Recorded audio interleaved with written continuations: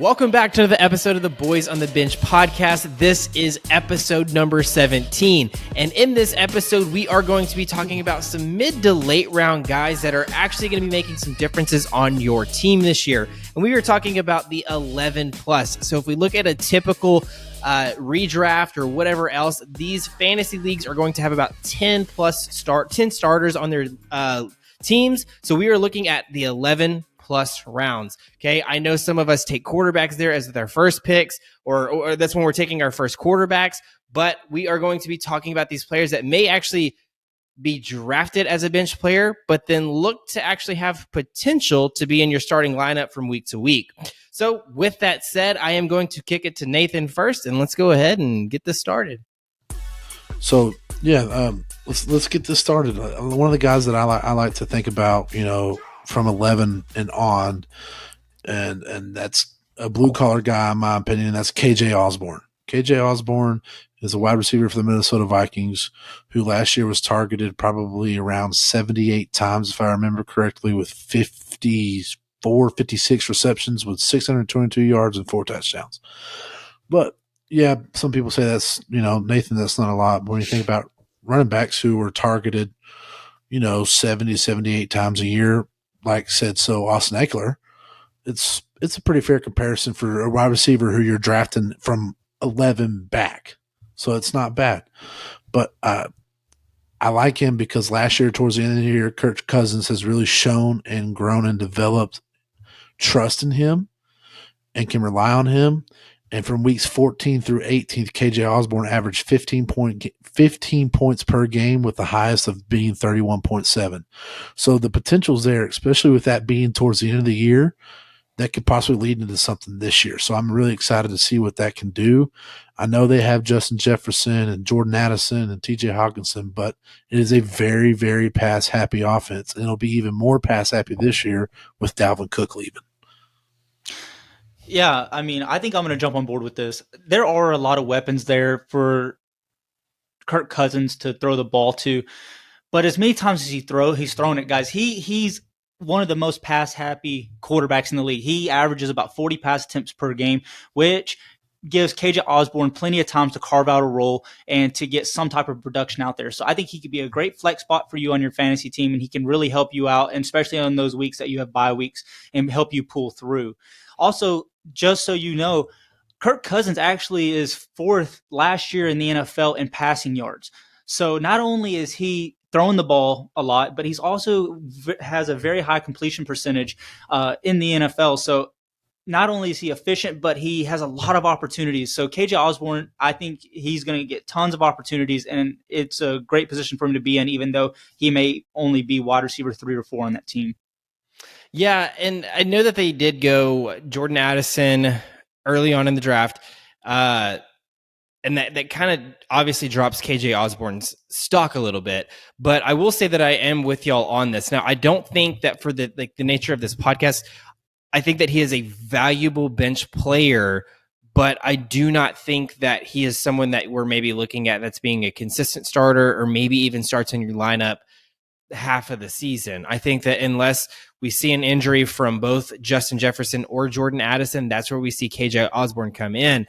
But a bright note to have, and something that we may see a little bit more of, is that if we look at the slot snaps that KJ Osborn played last year, he actually ranked 5th in all of the NFL with 486 slot snaps. So I don't know if Jordan Addison comes in and takes some of those slot snaps from him. I think that they drafted Jordan Addison to be opposite of Justin Jefferson on the outside and let KJ Osborn stay there on the slot. So that is something good to see with KJ Osborn, but I do think that if they came in 2 wide receiver sets, but this is a pass-happy offense, but if they did come in 2 wide receiver sets, I don't see KJ Osborn touching the field as much as he did last year. So I think last year he was the wide receiver 2 for them, but now with the addition of Jordan Addison, he is now obviously dropping down to the wide receiver 3 for the Minnesota Vikings.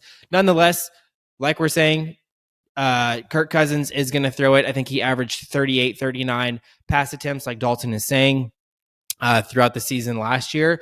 And Justin Jefferson is going to probably take up, I don't know what his average is exactly, but you would know it's double digits, probably sitting somewhere around 13, 14. So that's looking less than half of his targets per game. So I do think KJ Osborn is going to get 6 to 7 of those a game, which is really good volume for a wide receiver 3. So be very happy to take him here. But enough of the wide receiver KJ Osborn. Let's go ahead and shoot over to the other conference, the AFC. Dalton, I know you have a guy there, and I'm interested to see your take on him. Look, I might be feeling pretty high on him. I am a Denver guy, but I have heard a lot of great things about this tight end and Greg Dulcich. So, guys, this guy was actually had a pretty good rookie season, and granted, for only 10 games last year. He had 33 receptions for 55 targets, and he was just sub, I think, of 500 yards receiving. I think it was closer to 400, but still not bad for a rookie tight end. So with coming into this upcoming season, there are going to be quite a few other tight ends on the team, in Albert O and Adam Trotman, but those are going to be more of our blocking tight ends for the Denver Broncos, and that's why I see Dulcich still taking on more of a receiving role for this team, so I'm not worried about it. He did have 76% of the offensive timeshare that he was playing for those 10 games, and he tied Jerry Jeudy for the most targets on the team. So I'm looking for a huge breakout season from Greg Dulcich. Also, guys, let's not forget, like, the tight end position, it is very hard to break into this. It is very high, and then it drops very low real quick. So there's only a small amount of great tight ends in the league. Coming into year 2, even Travis Kelce, Mark Andrews, and even George Kittle didn't even have phenomenal year 1s when they were in the NFL. So just because he didn't have a fantastic year 1 doesn't mean he can't have a breakout year 2. So I'm looking for this to be a huge ADP underdog. Yeah, no, I think I can get on there somewhat with you, especially bringing in Sean Payton. You know, when Sean Payton was there at the Saints, yeah, they were kind of pass-happy offense, but then again, they also had Drew Brees. So coming in, I know looking at the Saints style offense, Brees didn't really use tight ends all that much, but he also Jimmy had Graham. Okay, Ben Watson. Jimmy Graham, but I mean that's Jimmy Graham. You're not wrong. But if Dalton's saying that he has tied for targets with Jerry Jeudy, maybe he can have a breakout year, and maybe he can turn out to be like another Mark Andrews, Travis Kelce, and something like that. Especially if Russell Wilson already kind of liked throwing him the ball as much as he liked throwing it to Jerry Jeudy. So especially bringing a guy like Sean Payton to make it probably more of a pass-happy offense, I like it. Well, what do you guys think that means for Cortland Sutton? Like, if Greg Dulcich does end up having a breakout year with Jerry Jeudy, you know, Russell Wilson really struggled. So I don't know how many times he may try to take more risks this year, as he will trying to work himself up and trying to work his way, you know, into becoming a more confident quarterback. Maybe the answer with Greg Dulcich. So do you think this could hurt Cortland Sutton's? I don't think Cortland Sutton's been what Denver's expected Cortland Sutton to be since they drafted him, in my honest opinion. I think he was I believe they drafted him in the first round. Am I right, Dalton? Yeah, I think out of SMU. Yeah, I think that was if I remember correctly. It's kind of been a bust, in my opinion. But I would have to agree. Yeah. I don't know. Maybe he's waiting for a breakout year. A lot of people thought that had been last year with the addition of Russell Wilson, but I don't know. We'll have to wait and see how Sean Payton uses everybody. Maybe he'll use them like he used Michael Thomas because he is a big body guy. I don't know. We'll have to wait and see, but I don't think I don't think he's been what Denver thought he was going to be. Exactly. Cortland Sutton, I'm a hard sell on, and I think that's just mainly because of Russell Wilson back at the quarterback.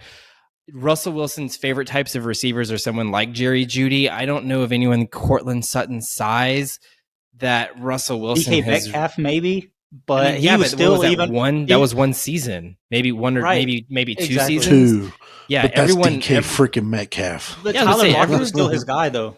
Exactly. Tyler Lockett was his guy. Even if we look earlier on in Russell Wilson's career, Doug Baldwin, Golden Tate, those are all those smaller frame wide receivers. So outside of that, I think that it's really just kind of those smaller frame wide receivers like Jerry Jeudy, but then also his tight end. So I think Greg Dulcich is going to have a very good season. We're going to see a lot more production this year than we did last year. And something else that I liked with him a lot, he did rank top 10 in yards per reception, which was 12.5.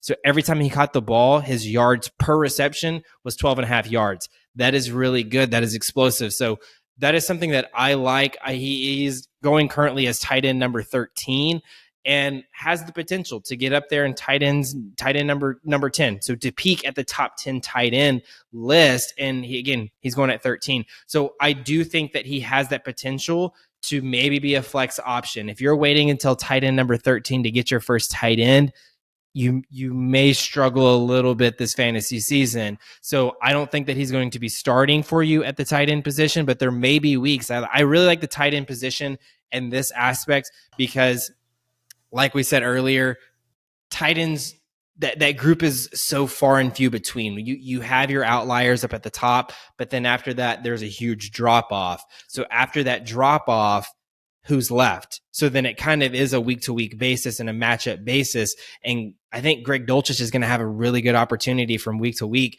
to maybe see your starting lineup again, where that may be a flex option, but that also may be starting at your tight end position. But again, don't wait until tight end 13 or 12 has gone off the board before you're like, oh, maybe it's the time. And here's the cherry on top, and that I want to say too is Sean Payton is actually known by players that have been coached by him as having a joker position. And Sean Payton's joker position was Taysom Hill. And he's actually in training camp with the Broncos. He's actually made comments that he can see Greg Dulcich being his joker. So that's something that I heard. And that could be a very, wise word to hear. But going into Greg Dulcich is going to get a couple rushing touchdowns or what? He could. Travis Kelce, he might give him a little pitch up in the middle and right behind the center. You don't know. That would be pretty epic. But let's go ahead and move on to the next guy, and it is my guy, and that is Rondale Moore. So currently he has an ADP of 134, making him wide receiver number 59 going in fantasy leagues PPR drafts this year. I do not know why he is going this low. I take it. It is a huge discount, but I am almost drafting him around earlier because I love the idea of Rondale Moore so much. I know that he is coming off of an injury last year, but if we do look at the games that Rondale Moore played in with Arizona last year, it is highly impressive, and he was putting up easily wide receiver 2 numbers, but he's currently being drafted at wide receiver number 4 or number 5 right now on your teams. So if we look at what he produced in the time that he did play last year, he managed a 22.7 target share, which is very good. And that equated to 1.6 yards per route run. So if he is running 30 routes a game, that means he is getting 30, 40 yards a game. But we all know that Rondale Moore's game is based off of the receptions. So he is going to produce. He is always going to do well. Now, what I really liked over this time period that he was in is that during the time that he was healthy and the games that he was healthy in, he averaged 12.6 fantasy points per game, which would have put him as wide receiver number 17. So easily putting him into the wide receiver 2 numbers. But if we look at the wide receivers just above him, or the wide receiver just above him is Zay Jones. I don't know why Zay Jones is ahead of him. Zay Jones is a Jaguar, and he is currently wide receiver number 3 with Calvin Ridley joining them.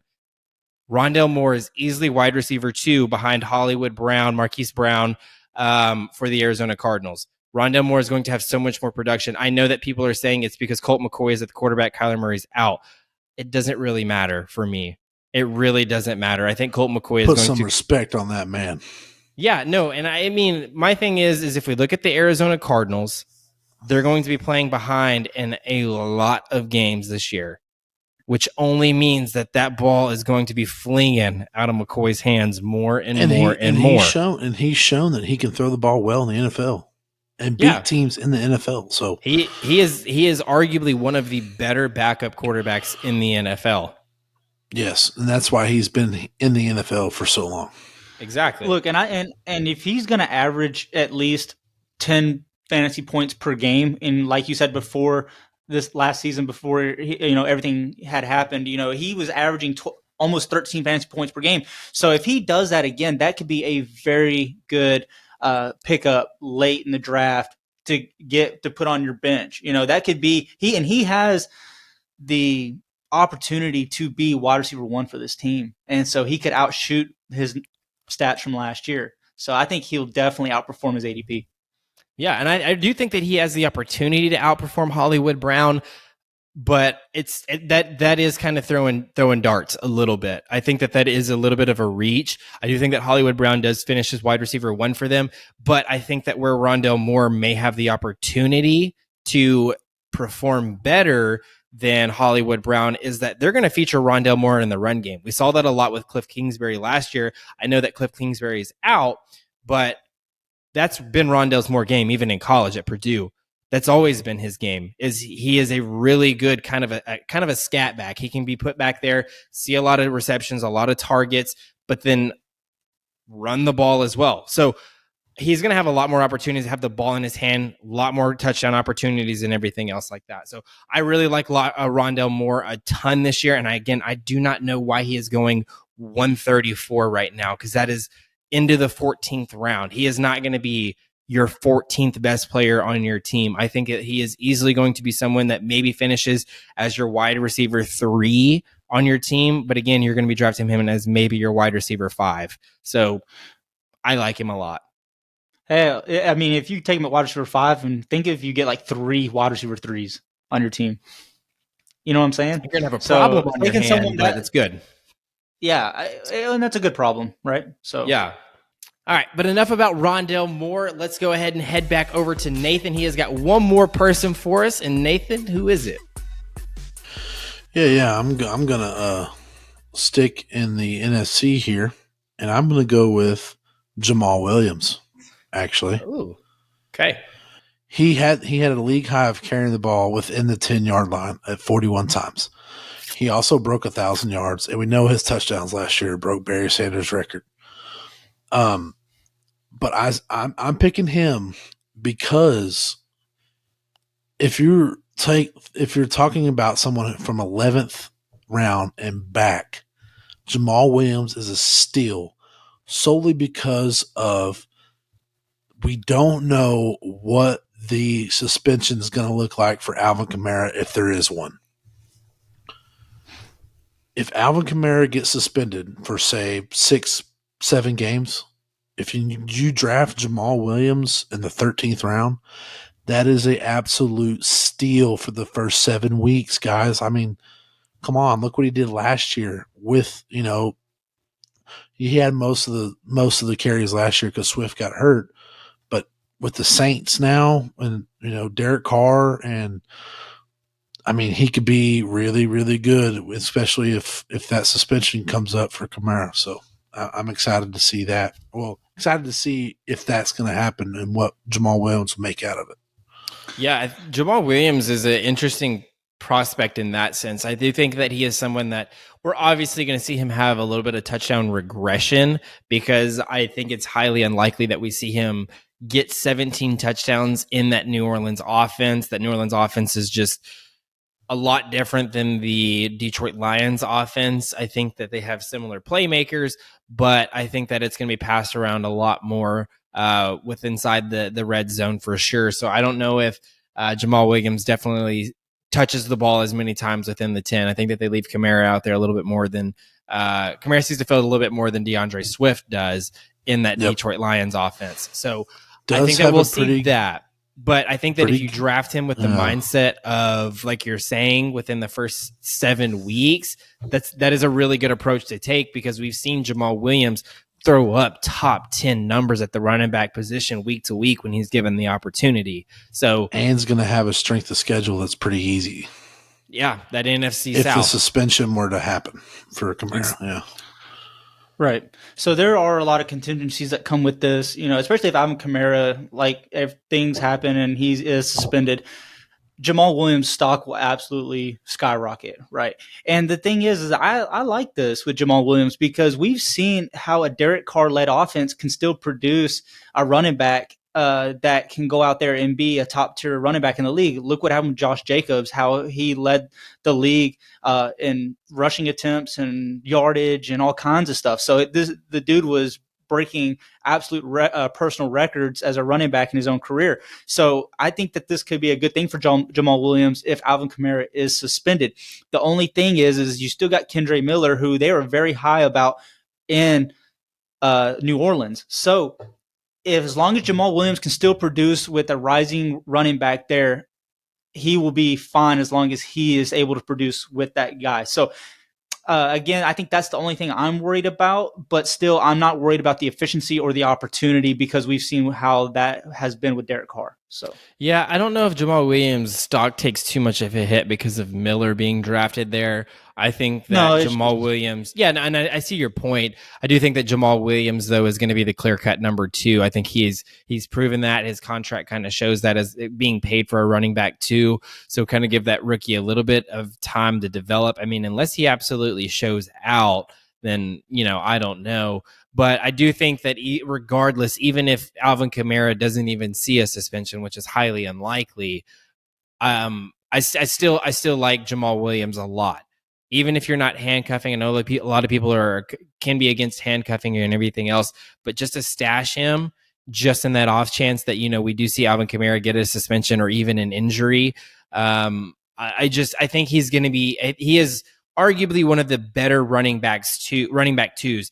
And I'm interested to see if the Saints take a running back by committee approach with Jamaal Williams coming into town. I think that that's maybe what they're leaning towards with that signing, is maybe a little bit of a running back by committee approach. So if that is the case, then Jamaal Williams' stock even goes up even more, because currently he's being drafted as running back number 42, and he should outperform that.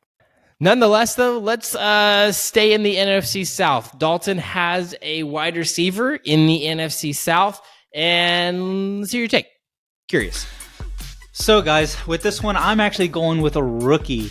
So I'm going to go with Jonathan Mingo. I feel like he doesn't get a whole lot of attention. I haven't heard a whole lot of news out there circulating about him. But the things I have heard coming out of training camp have been quite good. But I still feel like he's a little bit of a sleeper. But I'm excited to see what he can do there with the Panthers. His size, everything about his metrics, everything looks great. I mean, the dude is 6'2". He's 226 pounds. And someone that resembles that is A.J. Brown, coming at 6'1", 227. Guys, they are almost the exact same, similar body type and size.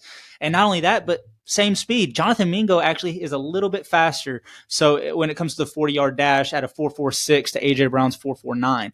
So now looking at his stats, we can only go off what was based in college. He didn't have 1,000-yard receiving season at Ole Miss. He did go through a little bit of a hiccup of an injury in college, which kind of set him back and really held him back from having such a breakout season his final year. But he averaged almost 17 yards per catch in Ole Miss. So he is kind of a deep threat. He knows how to use his body and use his hands, and he knows how to put himself in a position to make big plays.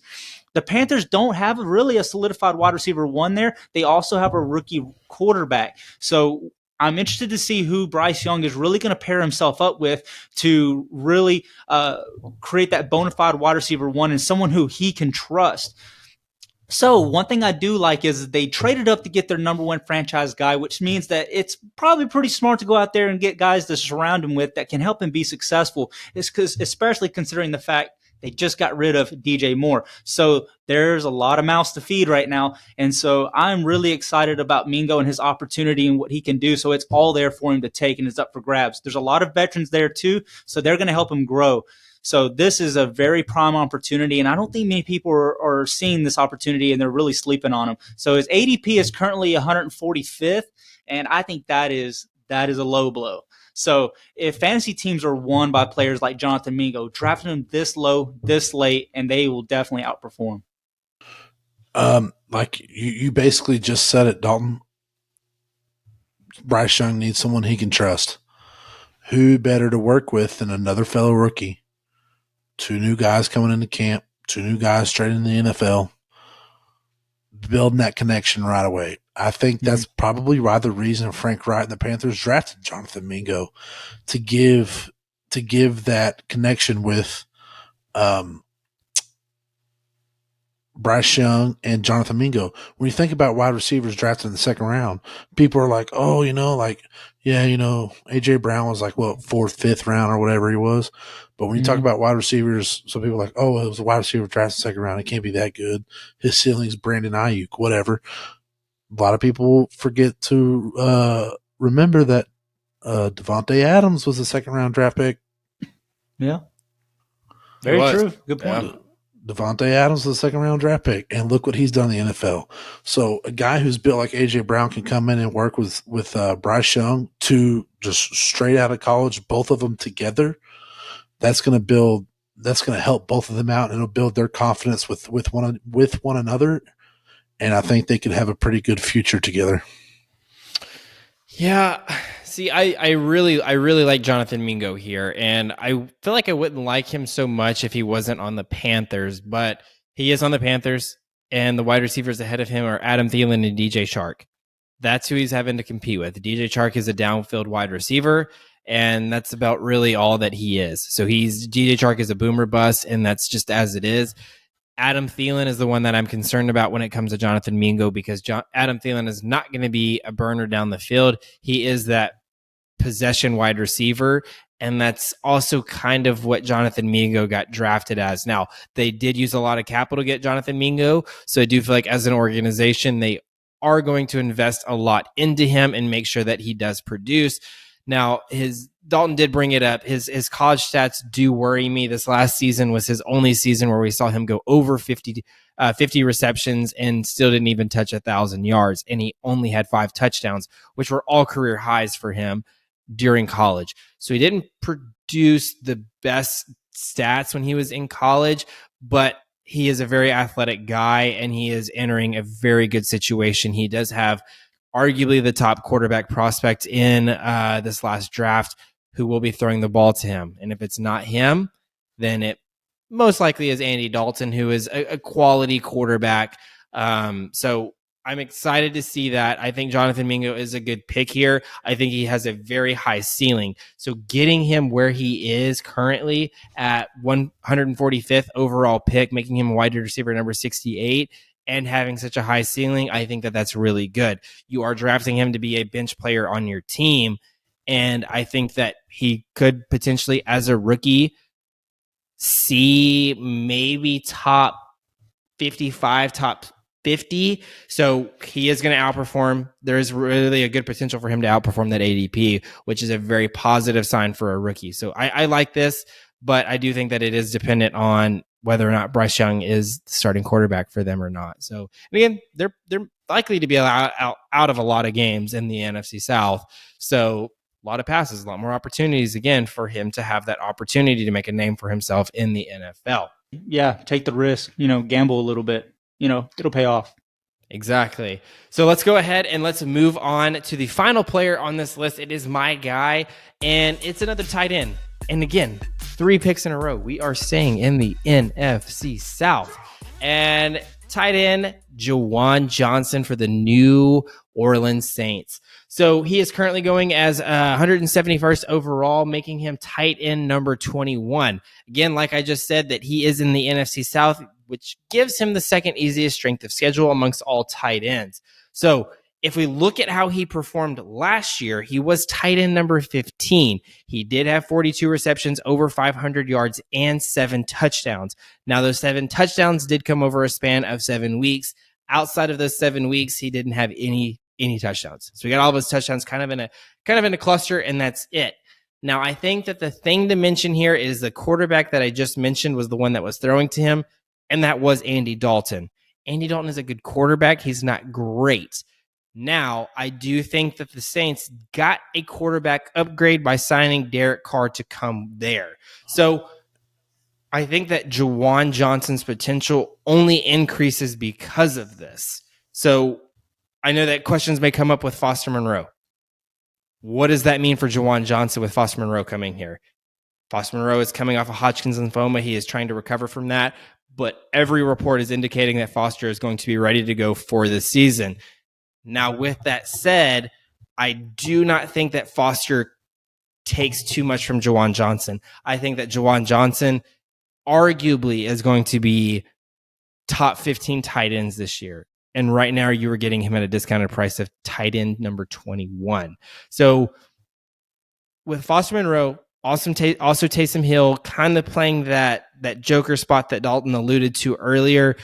And he's right now, I think, in fantasy being alluded to as a tight end, but he's really not even a threat at the tight end position. He's just kind of a threat to take the ball out of Juwan Johnson and other playmakers' hands, because Taysom Hill only saw he only had 9 receptions last year.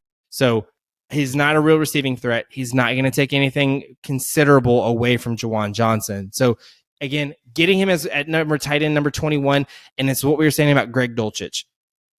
He is someone that honestly has true potential to be in your starting lineup week to week, depending on matchup that he plays. He is playing in the NFC South, which means that he is going to have a really good opportunity to be considered to play week to week. Yeah, I mean, so for Juwan Johnson, he's not necessarily someone that I may go out of my way to go get, but he is someone who could be very useful for my fantasy team, especially as a tight end number 2 in bye weeks, and especially getting him that late. That's not a bad tight end too. He is in a good position where he could be an immediate impact for the Saints and help them, get some of those targets. And Derek Carr has done, also very well. We talked about him and how running backs can be successful, but tight ends are very successful in Derek Carr's offense as well. So he's done very good there too with Darren Waller. So he knows how to use his tight ends. So I'm not worried about that. Like I said, I'm not going to go out of my way to get him, but like I said, for the foreseeable future, he could be a decent tight end to stash on your team to help you out when things get rough. Yeah, I agree. That's kind of what I was going to say, that, we've seen Derek Carr use his tight ends pretty well and them be pretty good and efficient. So we'll see how it plays out. We'll see what happens. Yeah. And then the last thing that I wanted to mention here is there's a couple tight ends that I feel like don't make sense above him, and that is both Gerald Everett and Cole Kmet. I'm surprised you didn't go Irv Smith. You're a big Irv Smith guy. I am really big on Irv Smith. I do think that Irv Smith is going to be healthy this season, and if he does remain healthy, then I think that he is going to have a big season. So I like Irv Smith. Do you think in that Bengals offense, do you think he could potentially be a top 10 tight end in the NFL? Irv Smith. Top 10 is hard to say. I think that he has the potential to maybe be top 10, but I feel like his ceiling is maybe 10. But I do feel like if you're in a 12-man league, I do think that he has the potential to be a top 12 tight end for sure. I think Irv Smith, if Irv Smith can stay healthy, but then that is the risk that comes into play is, do I draft him as my wide receiver 1 on my team with the injury concern? So it is hard. But I do think Irv Smith is going to have a very good season this year. I know that there's a lot of mouths to feed in that Bengals offense, but man, Irv Smith is a talented dude. He is a really talented dude. But nonetheless, that does conclude this section of the episode, and that leads us into our next segment called Bench Banter. But before I get into Bench Banter, I did want to say, if you have listened up to this point, thank you so much.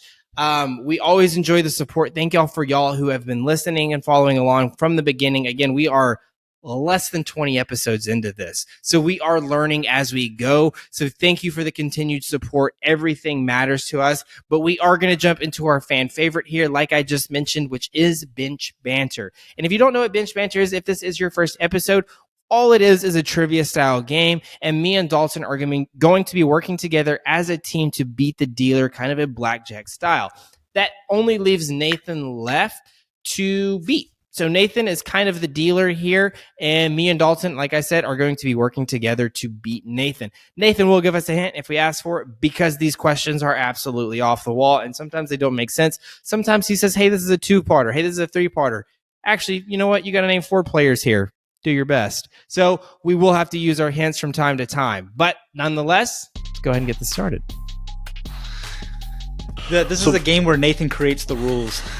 Pretty much. And we yet still DJ and Dalton still win. Yeah, still Occasionally, not a whole lot. But before we jump into our actual 3 questions for Bench Banner, I threw a fun question out there for tonight's episode because I got a phone call from DJ a couple nights ago saying that we've been doing this for 4 months, and that to me that was crazy, right? That was crazy. It's been 4 months. I feel like we started it, 2 weeks ago, but we're a third of the way there, guys. 4 months been doing this, and for a year. It's been fun. Been a pleasure riding the pound with you boys. But let's start off with just a fun question. No points, nothing against it. But it's out there in left field, so I want to see what y'all can come up with. Okay. Who was the only player in college football to win 2 Heisman trophies? Well, he played for the Longhorns. Like a Nathan question. See, this is my real expertise, right? Is college football. Like, woohoo! What position? I'm a fair share. Quarterback? Quarterback? Has to be quarterback. Running back. Oh, has to be running back. Reggae Bush. This one doesn't count, so I'm going to throw Reggae Bush out there. That's incorrect. Dalton, All right, what do you got? All right, so what was the question again? Who was the only player in college football to win 2 Heisman trophies? LaDainian Tomlinson. No. Dang. Who was it? Archie Griffin. Huda. Archie Manning. Archie Griffin. Running back, Ohio State. No. Nope. Doesn't ring a You bell. don't know who the fuck Archie Griffin is? Do not. Reggae Bush. How was he in the NFL? That's kind of fun to say. Reggae Bush. God, y'all are just some bozos. All right, whatever. Into our bench banner. God, y'all just we'll see who the bozos is after this. Y'all need to start watching some football on Saturday, boys. That's what it comes down to. Okay, when did this dude play? Archie Griffin. I don't know if I was alive. Nathan, were you even alive on this Saturday that Archie Griffin ever played? I mean, if you were asked a modern day college football question, maybe. No. All right, let's maybe if I watch more college football this year, I would ask me that question again next year. All right, question number 1. And this one I'm not going to give y'all a hint because the hint is in the question. So I wrote the question out and then I was like, I could really screw y'all with a hint. Nathan but does I this put, is just. I put the hint in the question for y'all. Well, then it's like a 2-hint thing, like a 2-part question. Yeah, it's like a 2-hint. Fine, then I'll just change the fucking wording of the question. All right. All right. Go ahead. Which NFL team went the entire 2014 season without completing a touchdown pass to a wide receiver? Wait, hold on. Say that again. He went the entire 24 what? Which NFL team went the entire 2014 season without completing a touchdown pass to a wide receiver? The entire 2014 season without Okay, so what's the hint? Well, I'm going to change my hint because I was going to be nice to y'all, but y'all don't want to play that. So how was the hint built into that question? AFC. It was an AFC team. The hint was built into the question, but y'all botched it and didn't trust me. We can't trust you, Nathan. So in the question, I stated that it was in the AFC, but I also stated the division for y'all. So DJ, let's just think. I feel like it was honestly team. The Chiefs.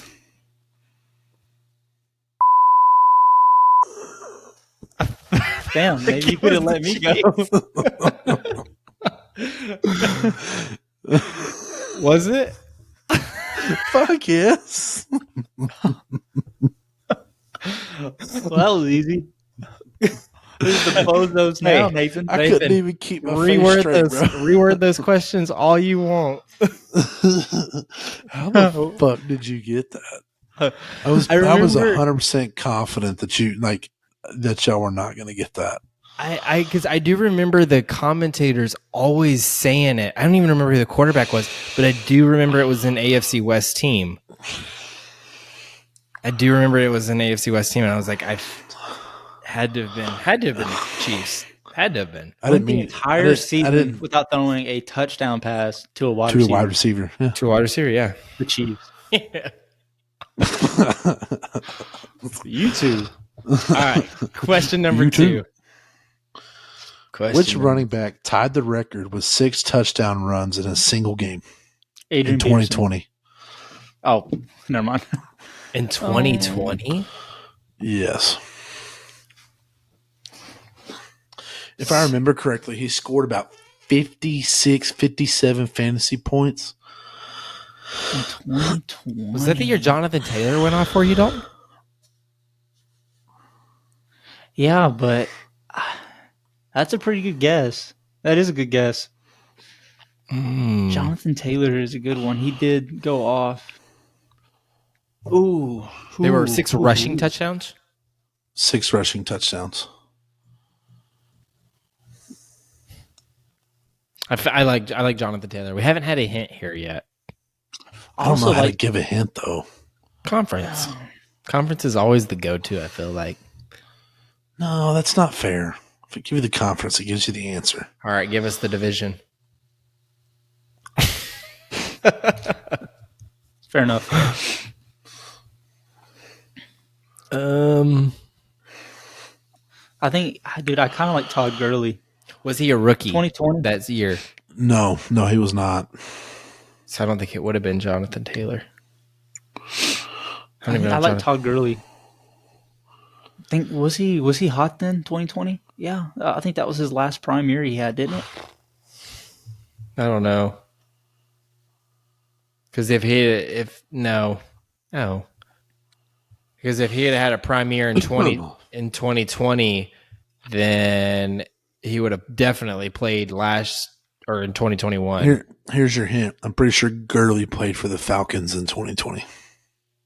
You're pretty sure. What kind of hint is that?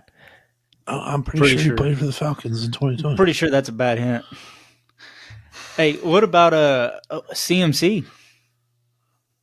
You think he went So that's 6? That's too, but he probably pretty close. But I feel like that's an easy answer. Nathan wouldn't do that.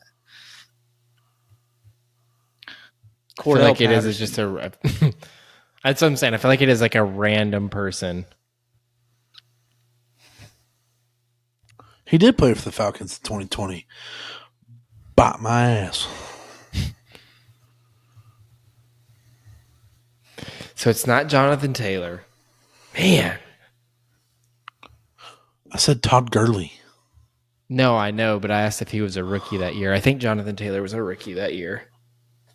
Was it 2020?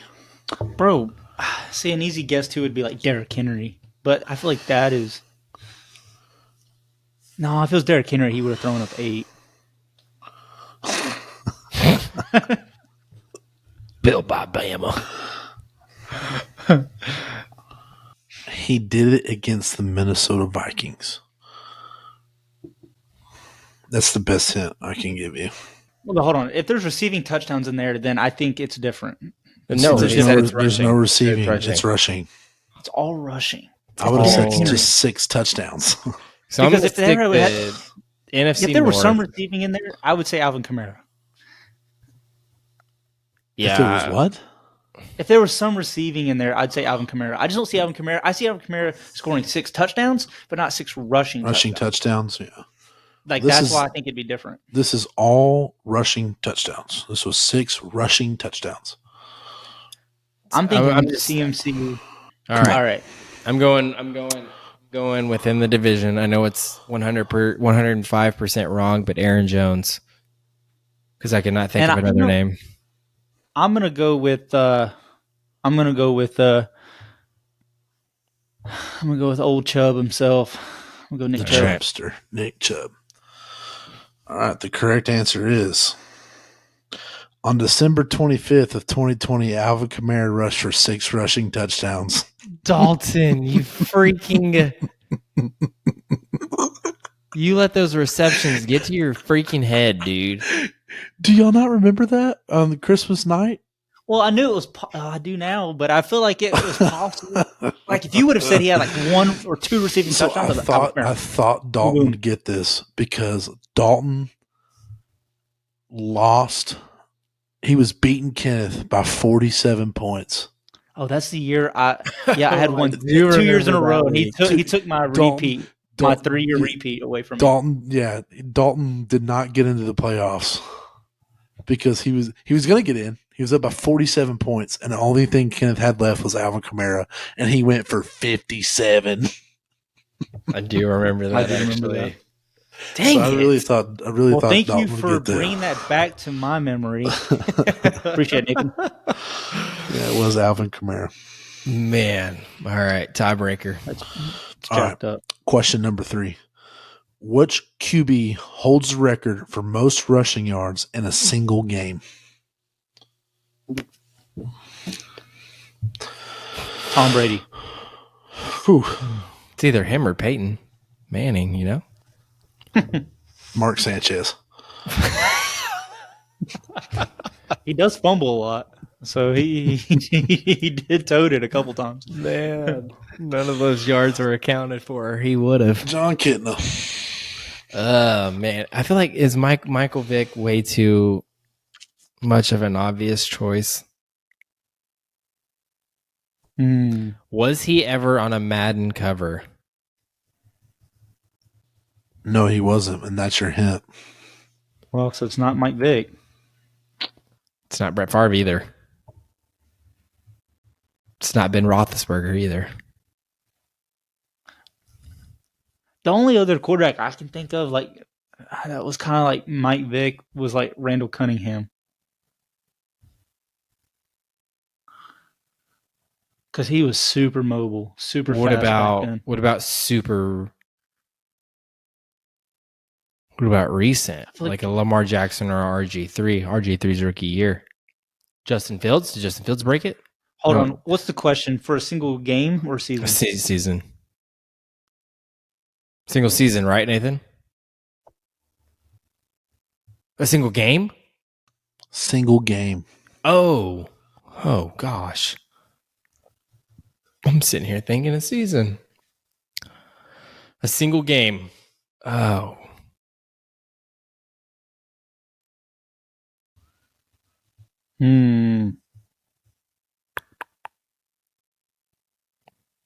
Doug Flutie. Go with that. I'm just kidding. He was a pretty good little quarterback. College. He played good for the Bills. He was an inspiration. Dude, the only thing I can come to my head is Randall Cunningham. I'm trying to think of like. I'm going Mike Vick. TikTok. You can't, DJ, you're wasting it. Oh, I said no. Yeah. Thank you, Dalton. I'm going Lamar Jackson. Wasn't he on a Madden cover? He was. I'm not going Lamar Jackson then.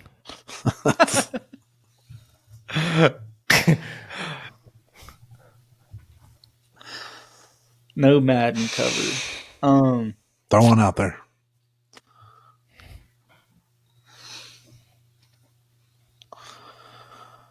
It's going to be like a Marcus Mariota. What are his initials?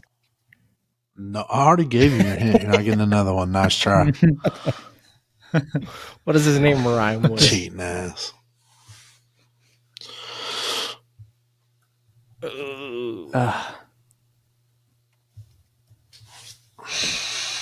Couldn't have been current. I mean, maybe Randall. I cannot think of a single person that would have just... Cam Newton, maybe?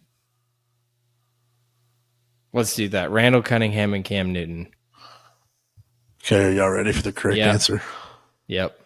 All right. Well, I'm going to go ahead and let y'all know. DJ, this question was actually geared for you. Because Cam Newton. This man did it against the Green Bay Packers. And he was Colin Kaepernick. I changed it. Colin Kaepernick. Colin Kaepernick did it. Colin Kaepernick. We won. We won. We did it, Dalton. Way to go, dude. We did it. Way to freaking go, man. We did this for you, Mama.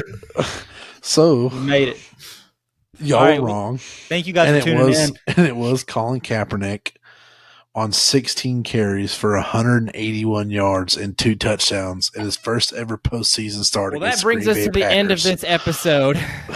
Yeah, we'll talk all that shit.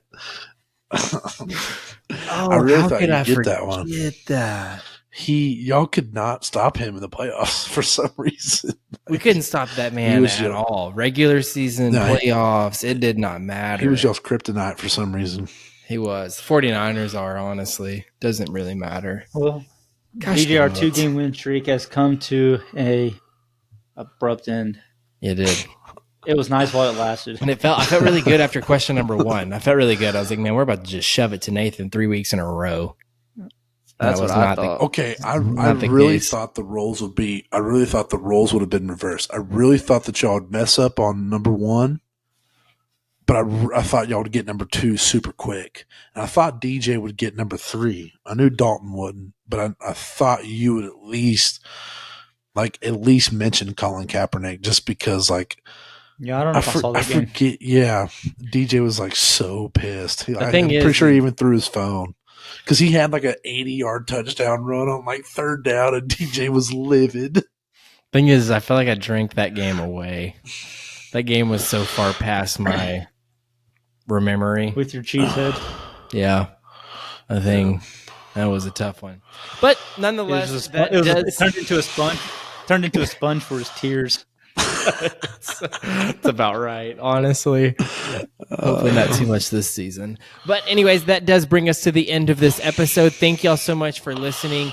And as always, if y'all are looking to get connected to us, the best way possible is through our website at boysonthebench.com. Through that, you can see everything that we are doing. We are on YouTube, so if you are watching this, you already know that.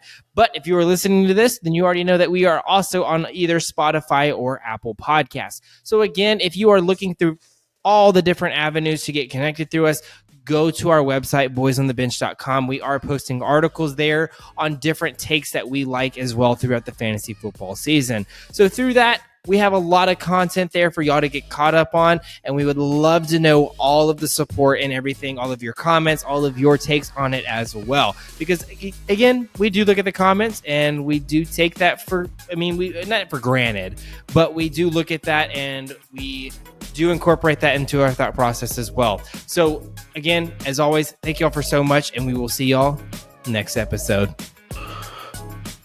Pleasure riding the pine, boys. See y'all later.